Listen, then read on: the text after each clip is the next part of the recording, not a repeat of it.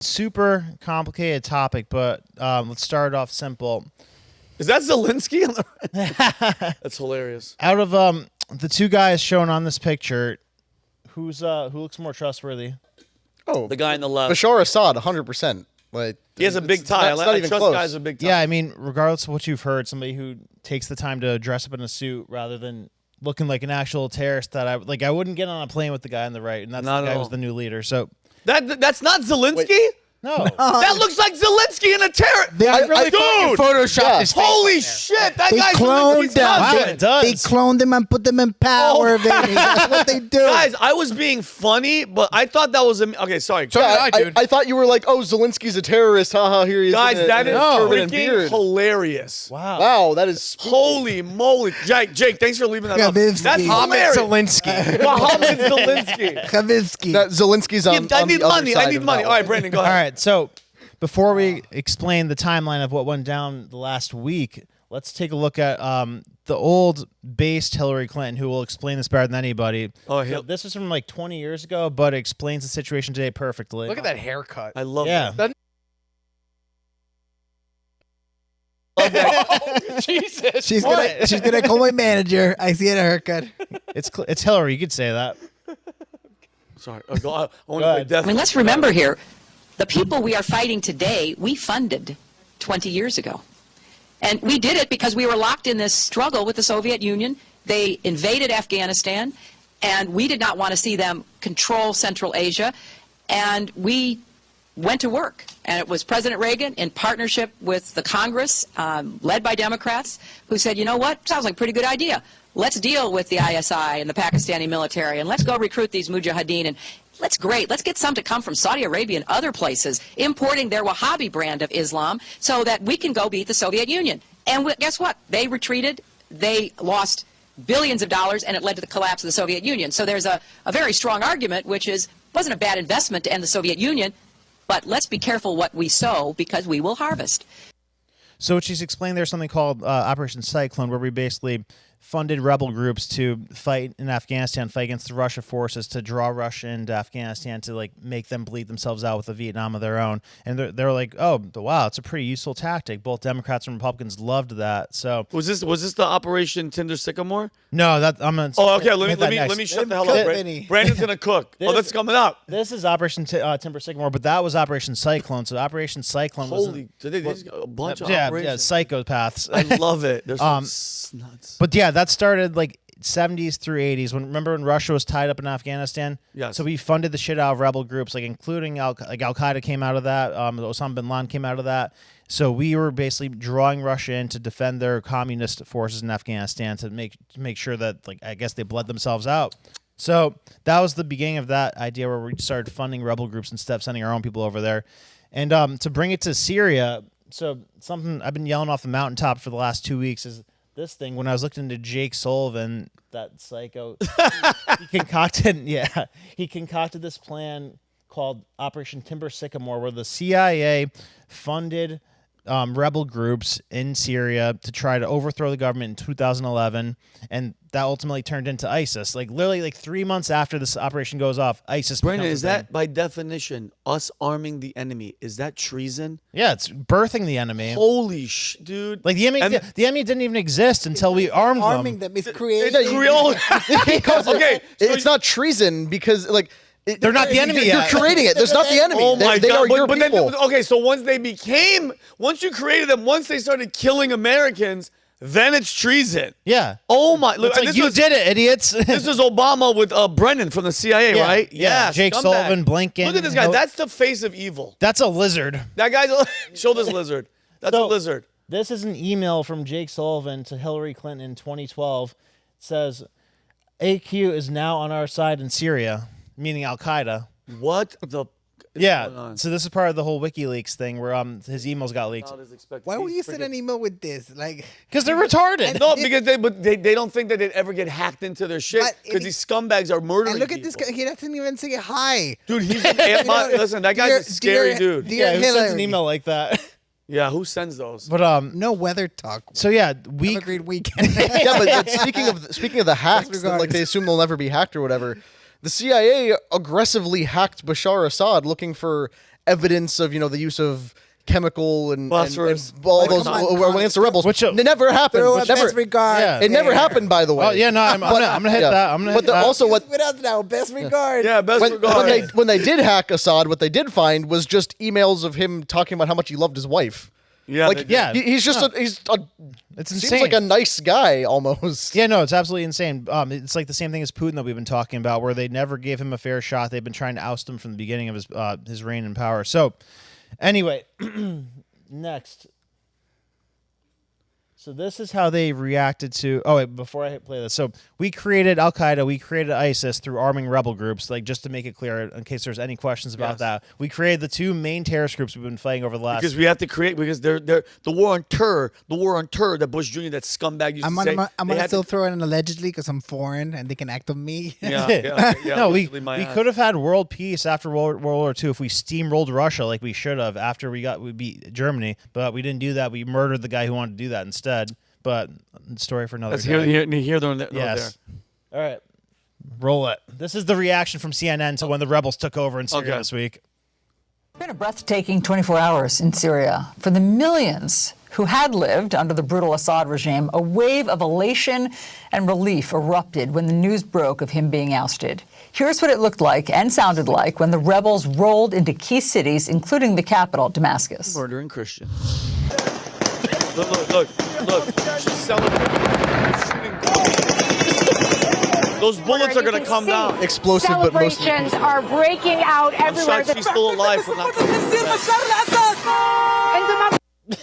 What the? Hey, what are you doing? Hey, get out of my face. Cover your head. Brandon. Yes. This is spoof. Come on. It's not a not a spoof. spoof. This is. That's real. There's explosions in the sky. This from CNN. This is actually CNN. Yeah. So they're celebrating. I was extremist. cracking up hilarious in disbelief. Like they're like you saw how it started off. She's like breathtaking, elating day, like full of excitement. Like They're here's what we shooting saw. AK-47s Yeah, in the the guys sky. driving around in trucks, waving flags with machine guns. You kidding me? Yeah, no, she's being right. And this is the same. Because, man, I don't know where you're going because you're going to keep going. Yeah, I'm doing the weave. But Yeah. no, but yeah. Well, no, because me and you talked about this yesterday because I had to go on Piers Morgan. Thank God Brandon walked in and goes, "What are you going to talk about?" And this is one of the topics. And I'm like, Obama's been trying to get this guy out with the CIA. It didn't work. Now, this rebel groups. Who's funding these guys? Are we funding the people? Well, it's not declassified yet, but at the end of this, I'm going to get to there's a pretty consistent theme that goes on here. Okay, go. So Cook, Brandon, just cook. for the sake of it, there's 26 countries in the Middle East. 8 of them have had hostile regime changes in the last 50 years. So we're going to get to the common theme amongst all those regime changes soon. All right. So then this is the lady with this guy that we're taking seriously now as the new president of Syria. Al-Julani? That's a better option than the guy who's a civilized doctor in a suit. And Brandon, this guy, just for context for everybody at home, this guy that we are talking to and praising, not us, America, the government. We're happy. Has a $10 million bounty on his head for being a terrorist. Yeah. For killing us? We have a $10 million bounty on this freaking on Zelensky's cousin. Go ahead. show this clip. Listening to this are going to wonder why they should believe you. You are still a ISIS flag in the back. Is that what that is? Global terrorist by the United States with a $10 million bounty on your head. Your group is a prescribed terrorist organization by the United States, by the UN, by the EU, and how was she there others. alive? I say to people, don't judge by words, but by actions. To speaking, you've gone through quite the transformation. Once an al-Qaeda leader, your group has had affiliations with al-Qaeda, with ISIS, and now you are projecting this image of a moderate leader and a moderate group. What is HTS right now? Cover the rest of your head. Hayat Tahrir al-Sham is one of the factions in the region, just like all the others. Now we're talking about a larger project. We're talking about building Syria. Hayat Tahrir al-Sham is merely one detail of this dialogue, and it may dissolve at any time. It's not an end in itself, but a means to perform a task confronting this regime.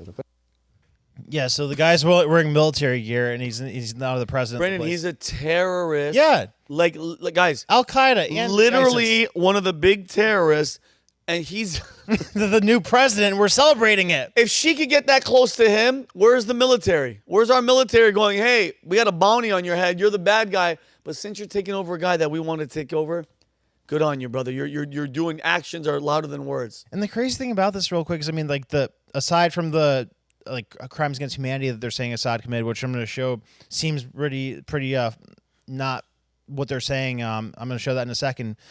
But the biggest thing they don't like about him is that he lets Iran use Syria as like a supply route to Lebanon. So he lets Iran transport stuff through Syria to Lebanon, right? Okay. And I guess they're assuming that this guy isn't going to maintain that same deal. But like, I wouldn't assume anything. He's a from this guy. terrorist. Yeah.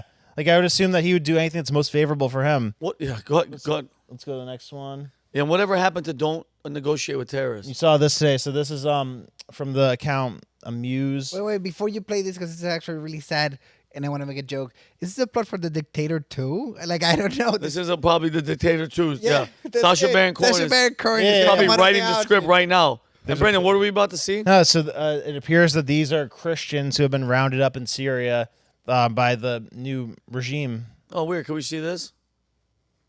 يلا عوي عوي عوي حي الله الشيخ ابو حاتم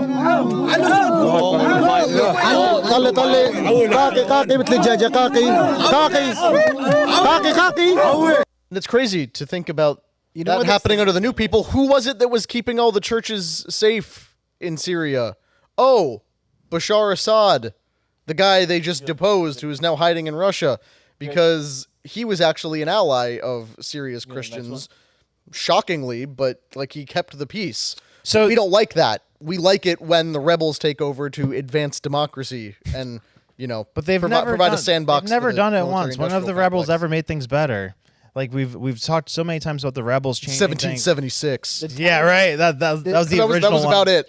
The Taliban are killing it. Who? The Italians? The Taliban. Oh, they're killing it. Wait, but so we've been hearing for years. I mean, remember when Tulsi Gabbard was like the golden child of the Democrat Party, and then she went over to visit Assad after the alleged chemical attacks, and then she got basically ostracized from the Democratic Party. Yeah, that's where it started. They called her an Assad apologist and everything.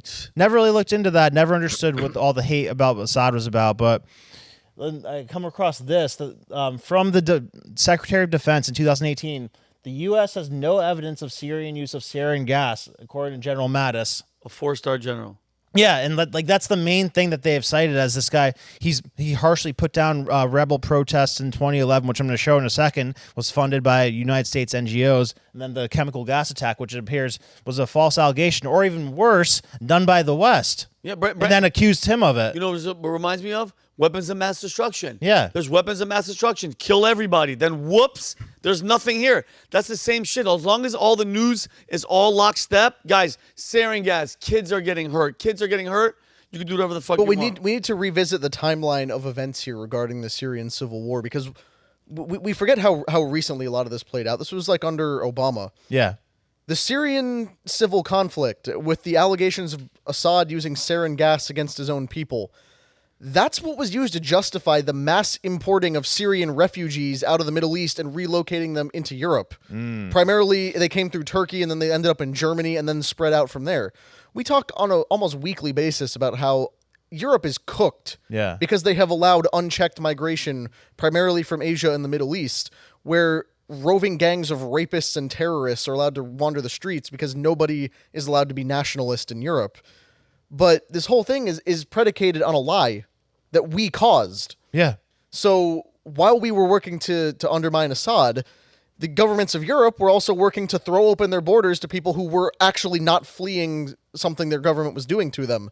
And all the you see on social media in the last week or the last couple days since this happened, all the Syrians are now like, now I'm no longer a Syrian refugee. I'm just Syrian. And they're celebrating in the streets. That should be the impetus for every European government to say, all right, when are you leaving? Yeah. Your country is fine now, according to you. Go home. Yeah. We don't want you here. Hold up. So those guys kicking Christians and calling them dog, my Arabic right now is very limited, and calling them dogs, those are the guys that are in Europe now. Pretty much. Oh, wow. And I mean, I don't know if these videos are accurate, but like I didn't throw them in this yet because it's not verified. But I've seen videos of people hanging from cranes, like saying that that's what's happening in Syria. I just saw a guy getting hanged. So I don't know if that's legit or not, but I wouldn't be surprised. Like this is a terrorist group Right, that yeah, this is a clown world, bro. The fact that we're celebrating I this. want to sit and talk with the guy. I am so confused. I don't get it. I think it's fake. Like I really thought it was. Well, fake. speaking of fake, you know the Arab Springs where the Arab revolution sprung up all across the Middle East in 2011, where it was just just an organic uprising because they were unhappy with their way of life. Right? It was, yeah. No, our NGOs funded the shit out of it. The National Endowment for Democracy, its fingerprints are all over it. The New York Times wrote about it. So Yemen, Libya, Jordan.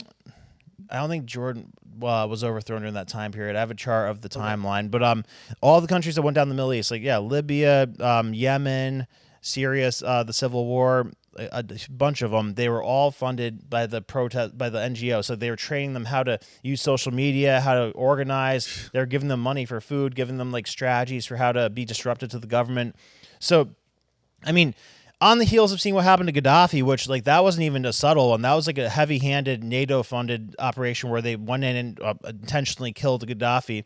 So after seeing that as a leader like Assad, what the hell are you going to do if you see a protest? You know, you're going to put it down harshly. Of course. So go to this next one. This is just each regime change over the last 50 years. So can you show this, Jeremy? Obviously, Iran, Iraq, Tunisia, Egypt.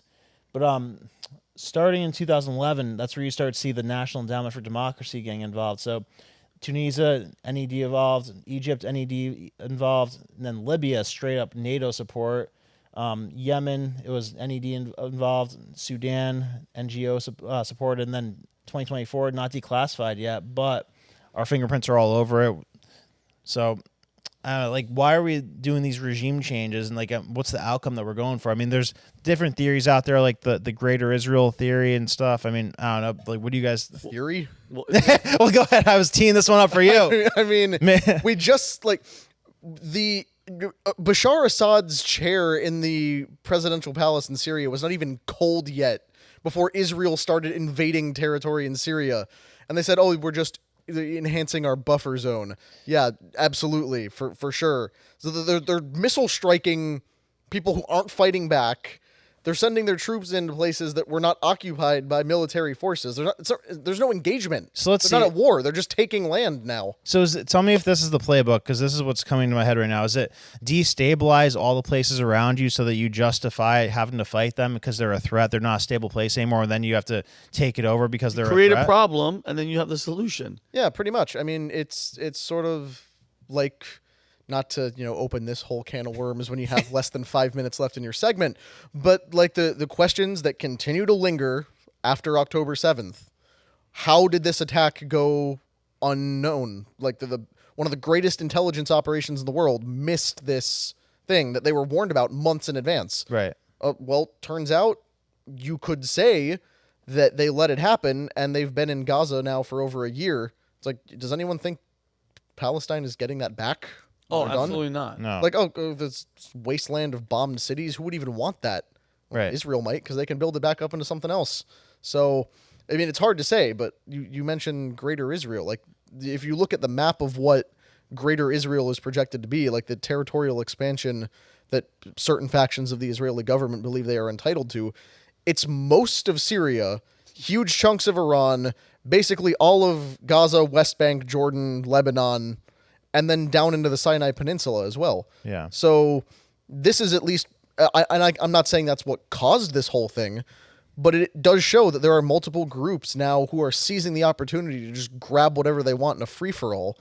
And as always, it's the people on the ground, Christians, average Muslim citizens of Syria, they're all getting screwed over by governments way over their heads, as always happens. Thoughts, guys? I'm not surprised, bro. And what does Syria have oil? What's their main? Is it just their main export is Syrians? not Assyrians, which I did see Assyrians celebrating. But go ahead. No, I don't think they have. I'm sure they do have some, but they're not one of like the main oil hubs. I don't think. I mean, all those Captagon. Well, their main thing is that they're in between Iran, Israel. It's a travel. Yeah, it's a transportation thing. Okay, according to Google, as of 2022, Syria's most valuable export for a product is Captagon. What is Captagon? Captagon is an addictive drug. It's fentanyl. Great. Wow. Great. Oh. Wow. That's weird. That's where have we heard that one before? Captagon. Poppy fields? What was that really opium-rich country? So it's technically fentanyline. It's FENETHYLLINE. But yeah, it's drugs. That's fascinating. That's the number one export is drugs. And Wow. Syrians. And Syria. But they actually use the Syrians to actually get the drugs out. So that's how. By keystering it. So if you like this clip, click right here. And if you want to see more like it, click right here. Stay angry, Patriots.